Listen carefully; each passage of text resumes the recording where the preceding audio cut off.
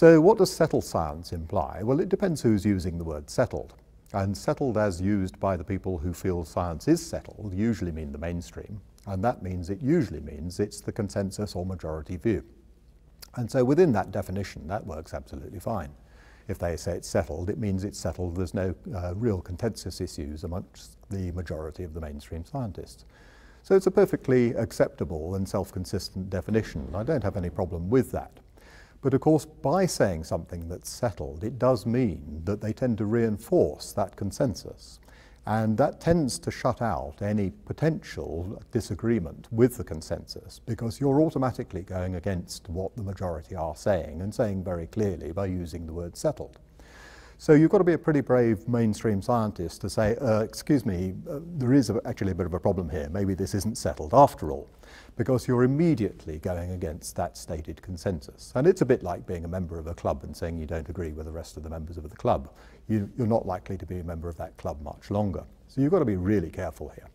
So to anybody outside the mainstream, what it tends to mean is that there is that consensus. And consensus science is all very well, and science has by and large move forward on consensuses. Where I think it can go wrong is when the science is less settled and the consensus has arisen because people don't want to, for whatever reason, accept that there may be challenges and valid challenges to that consensus. And the problem there comes about because you get a scientific inertia, and a lot of people have a lot of time, effort, careers and reputations invested in the current status. And you can imagine, can't you, if you spent your career working your way up the ladder and you've produced a number of papers and you've got an established position and have made yourself a name in the sciences with the consensus, the last thing you're going to want is somebody coming along and saying, sorry guys, it's wrong. So there is a natural and an entirely understandable human inertia to challenging the consensus, or in other words, unsettling the science. And I think that's essentially what it's about. What happened, for example, before Copernicus came along? Well, science was equally settled then that the Earth was at the centre of the universe. And that was a very good example of a settled science. Didn't mean it was right.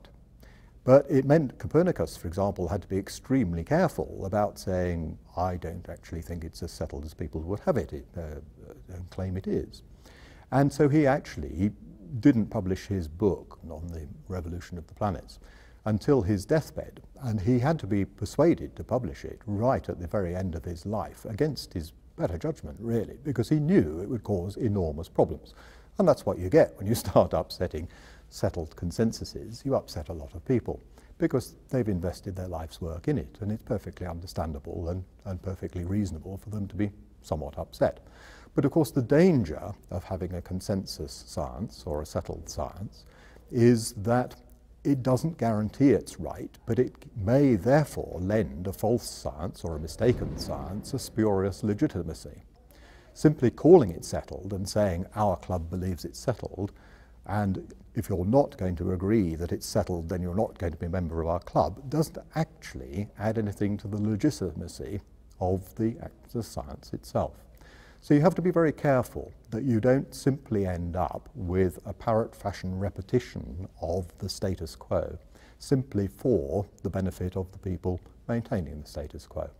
Or to put it another way, the danger, the downside of maintaining a consensus science or a settled science is that it precludes any improvements to the science to address the areas where it does need to be improved, because new evidence, and this is where things usually go wrong, new evidence shows that the settled consensus isn't actually the correct one. So to summarise, really what I'm saying is there's nothing wrong with consensus science, and you can't have science going off in 10 different directions at once, each of them claiming to be the absolute truth and the absolute answer.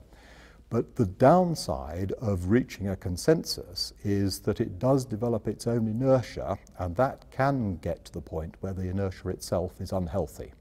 And it doesn't allow genuine challenges based on new evidence to the consensus. And that's where science, in my view, falls down.